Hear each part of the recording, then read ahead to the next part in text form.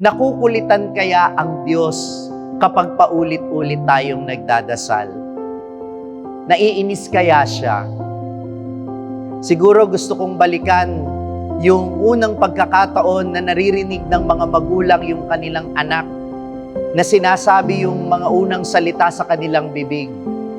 Papa, Tata, Mama, Mami. Kasi sa tuwing tatawagin natin ng Panginoon, para tayong naglalambing bilang kanyang mga anak. Lagi tayong pinakikinggan ng Diyos. Hindi siya nakukulitan, hindi siya naiirita. Pasensyoso siya sa atin, sapagkat alam din naman niya na kung minsan, hindi malinaw sa atin ang ating mga hinihingi.